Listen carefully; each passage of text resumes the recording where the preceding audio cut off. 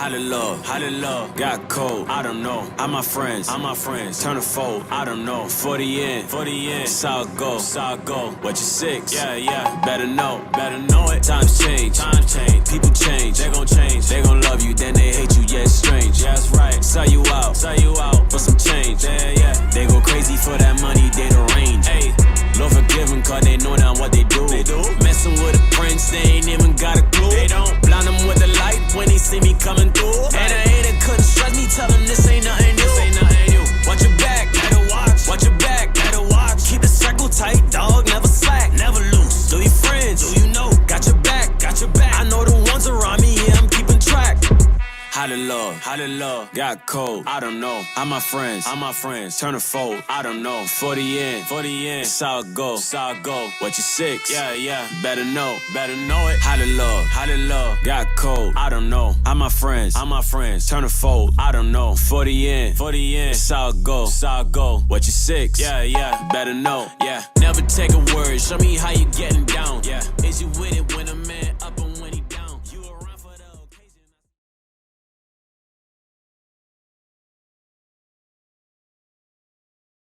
We are here. The Lord hath made another day. All praises. So let's see. The first question here I got is, can I go to prom? All right. Can I go to prom? Now let's go to Proverbs 3:31 off top.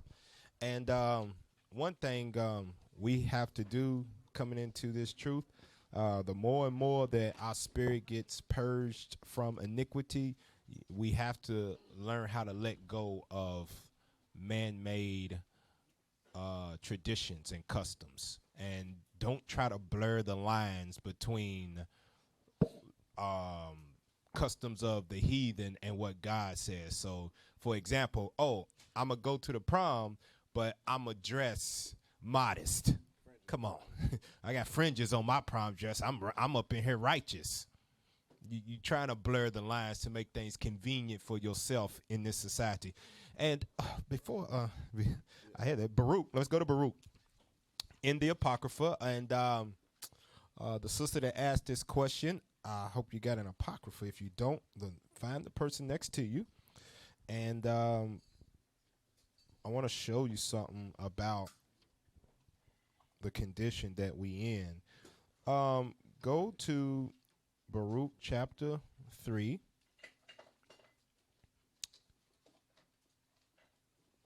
Well, let's revert. Let's go Baruch chapter 4 and let's do verse 6 first, and then we're gonna jump back to chapter 3. Let's read that. Baruch chapter 4 verse 6. Keep me on the time limit, y'all. Go ahead.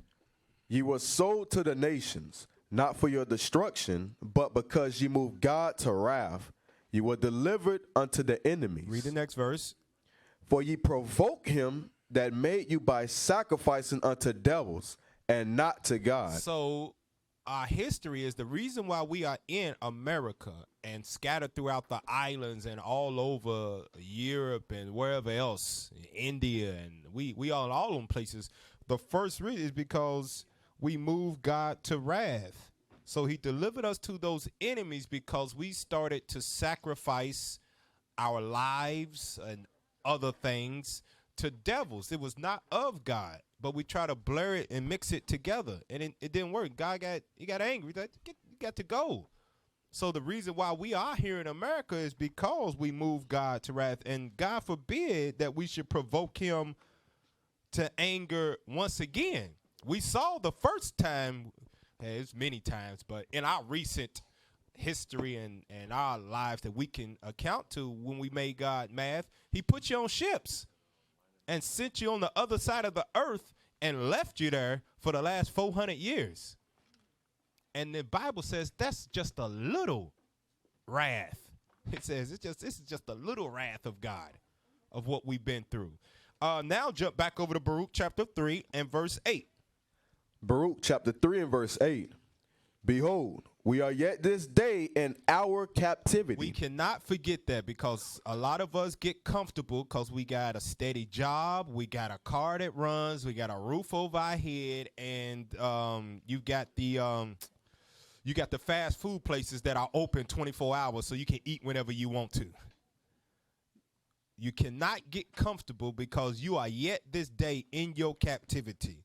And you know what happens a lot of times to remind you in captivity, every so often your Edomite owner or boss, he will slap you in the face with his power that he has over you, and then you be mad like, "Ooh, the Lord send the bombs. I can't wait to get up out of here." But most of the time you be cool as the other side of the pillow with captivity. Cool as a cucumber. That's a nice one. I like it. You be cool with captivity until they slap you in the face with their power, and that reminds you, oh, they rule over us. We are in captivity. So we cannot get comfortable with being here in captivity. Read on. Where thou hast scattered us for a reproach and a curse, and to be subject to payment. Read on. According to all the iniquities of our fathers, which departed from the Lord our God. So what he's telling you is in verse 3 and 8, you are here on punishment. You were sold to the other nations not to be destroyed. That's what it said in Brew 4 and 6. You're not here for your destruction. You're here on punishment. So you can't be here, and the only thing that you should be enjoying is the Lord. And now, you know, you got other, and all of the stuff that is around us, we incorporate into the Lord. Like when we go to the park for grill and chill day, we go out to the movies together. All of that is Psalms 1. That's compassing Psalms 133 built in. We just think like, oh, we here in captivity and we're going to enjoy it while we here until Christ come back. Let's go to the movies, y'all.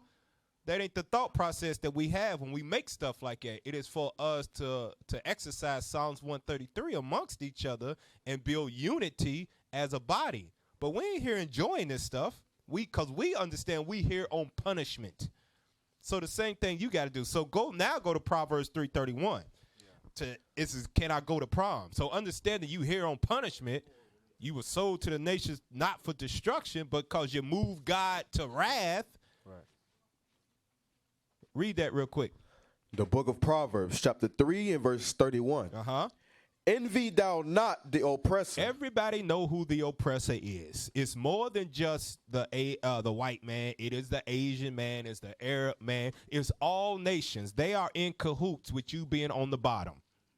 And whatever that society sets up to keep you on the bottom, whether it drains your money little bit by little bit, they are okay with it. You know how we know that? No other nation on the face of the earth has ever stood up and said, we demand reform for blacks in America and the people in the islands. We protesting. We are not buying this, that, and the other until black people get better treatment. What nation have you ever seen do that? And I say this all the time. You ain't never seen an all-white Black Lives Matter group go out and start protesting when you wasn't out there. Yeah.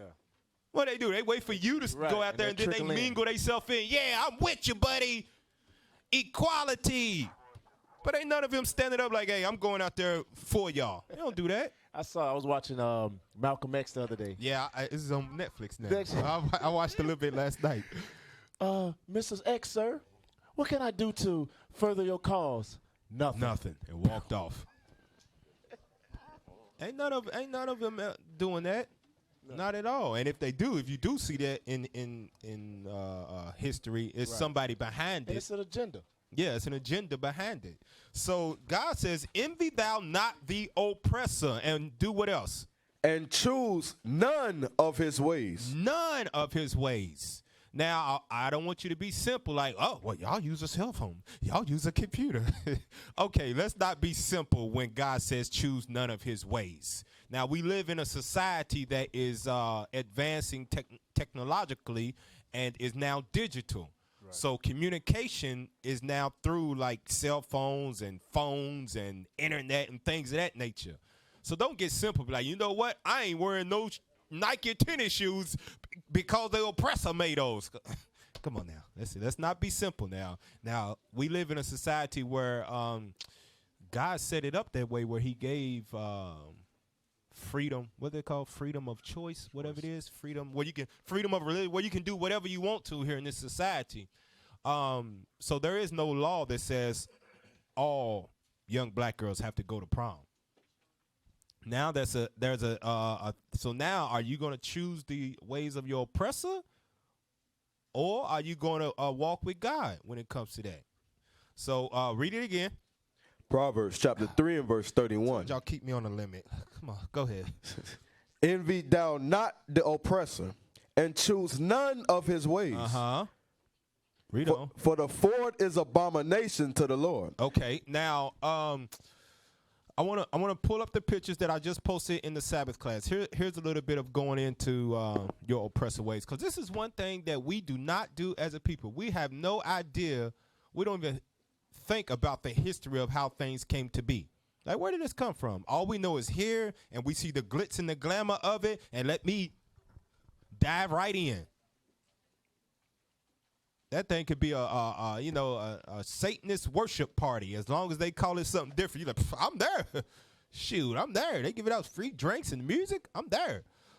Pull up the image. Okay, so it says origin. Can you read that for me, officer? Can you see that? Zoom down. I mean, go down. Go down. Yeah. No, the other way. Other way. Up. There we go. Origin of prom. Now all you got to do is Google this. Google. Go ahead. When young people began going to prom in the late 19th century. Now you see when it says young people, you see the pictures they got, right? Go ahead. It wasn't yet a dance for high schoolers. Prom, short of promenade, was originally an event for college students in the Northeast that had its roots in debutante balls. In the 1920s, white high schools began to introduce proms to their teenage students. So that's where prom originated from. That's how it got into high schools. It wasn't for Negroes at all, or Hispanics. It wasn't for you at all. Now go to the next one, and zoom in some, because this is on history.com, where it's just the racist history of prom. You can Google it. Read that for us real quick. After Brown versus Board of Education was decided in 1954, white schools in the South actively worked to undermine the Supreme Court's ruling that schools couldn't segregate students by race. In the 1920s and the 1960s. In the 1960s and 70s, many white schools that had integrated their schools to begin classrooms began to hold two proms. Because they didn't want you with them. Go ahead. One for white students and one for black students. In the famous case of Charleston High School in Mississippi, white parents began organizing invite-only proms for white students in the 1970s. The year black students began attending, in response, black parents organized their own proms for their kids. So here we go. What did black people do? Oh, we can't. First off, we didn't even come up with the idea. You don't want us in it, so you know what? We're going to create the same thing that you did and do it for ourselves. That is just what? Envying the oppressor. Absolutely. And that goes into people going to college too. What do they do when they go to college? They get fraternities, sororities. It's Greek fraternities, Greek sororities, white sororities. Ain't got nothing to do with us. But we envy our oppressor and try to be just like them, and it's to our own destruction. And I'm going to show you how that is. Go to 2 Timothy 2 and 4. Lord, let me speed up. I got like 10 questions. 2 Timothy 2 and 4. 2 Timothy chapter 2 verse 4. No man that warreth entangleth himself with the affairs of this life. Prom is affairs of this life. And like I said, you can't get laxed in captivity because you are at war. And one of those ways of being at war is that right there. Those are set up and meant to entice you to come and be involved with it. It's at war with your spirit. Are you going to do it? Or are you not going to do it? Oh, it's my prom. Oh, I'm 16. I never went to prom. I don't want to get old and say I never went to my high school prom, so I'm going to just go so I can have the memory. That's at war with your spirit. But Christ says that, because he's speaking through Paul, no man will entangleth himself with the affairs of this life. Read on. That he may please him who have chosen him to be a soldier. That have chosen him to be a soldier at war. Now let me see. Go to 2 Maccabees 4:15, and then I'm gonna pull up. I want you to pull up. We're gonna Google after this black girls at prom. Read that 2 Maccabees. That's in the Apocrypha, chapter 4, verse 15. 2 Maccabees, chapter 4 and verse 15. Not setting by the honors of their fathers, but So this is us during the Greek captivity. We did not set by what it say, set by the honors of our fathers. What would be the honor that our fathers had or was given from God? Amaziah, Ephraim. What would that be? We got the mic. Here go the mic. Azariah got it. Shalom, leadership. Shalom. The laws, The statutes, and laws, commandments exactly of God. right. Let's go to that because I want to prove that. We got new brothers and sisters here. So let's make sure they understand that. So let's go to Psalms 147. Let's read verse 19 and 20. Here's the glory that our fathers were given above all other people on the face of the earth. Read that. Psalms chapter 147, verse 19. He showeth his word unto Jacob, his statutes and his judgments unto Israel. His laws. He hath not dealt so with any nation. That's letting you know that no other nation on the face of the earth had received the laws of God, the divine, holy laws of God that are used to govern the whole entire world. Every single law that's based on that's in the on the planet Earth stems from the laws of God in some way, shape, form, or fashion. That's how they run their society. That's how they run their nation. That's how America runs this judicial law system. It's based off our laws. So we have that glory. Read on. And as for his judgments, they have not known them. Praise ye the Lord. David said, praise the Lord that nobody else got that. That's our honors that we got, our honor that we got, right? Now go back to 2 Maccabees, chapter 4, and let's read verse 15. 2 Maccabees, chapter 4 and verse 15. Not setting by the honors of their fathers, Which are the laws. but liking the glory of the Grecians best of all. That was us. We forsook the law, and then we took on the ways of the Grecians, and we loved them more than anything that so much we turned our back on God. We turned our back on that glory that he gave us, and we didn't want to deal with it no more.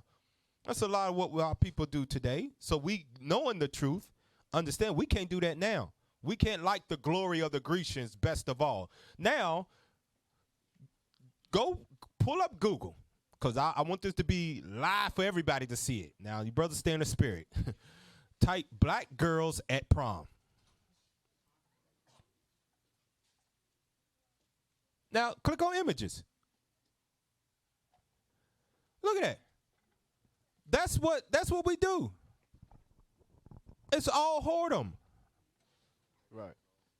Chest hanging out. Revealing shape. Look at the one at the end on the white car right there. Turn around, poking it out so they can see it. Just keep scrolling. Keep scrolling. We'll see if we see any modest pictures. Legs out. Sit. Look at that. Right there. Stop right there. Go down. Right there. Now go to the left. Oh, yeah. No, left. Right there. No, too far left. Go right now. Right there. Look at that. What did the Bible say about that type of stuff? He grabbing around the hips, too. Sitting on his waist, and we ain't stupid. We know what young boys and young girls got planned for after the prom. I was just gonna bring that out. As statistics say, Take that off, man. I don't see that right there. Leave it up though. Leave it up. Go ahead. 81.5 is a 81.5% chance that Pull it down. that a girl will lose her virginity on prom night. Read it again, man. Read that. 81.5% chance that a girl will lose her virginity on prom night. Wow. That's damn near 100%. Yeah. You shoot. Hey. Pull that stuff up. This is why. That's why right there. I mean, look at the enticing stuff that is happening. These are young boys with hormones. Right. Man, we're attracted to women. That's how God made us. Adam and Eve.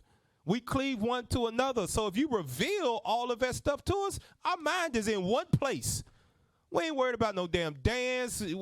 All of that, the limousine. That's just to get to the hotel to have you out your clothes. And if you're a virgin, 81, almost 82%.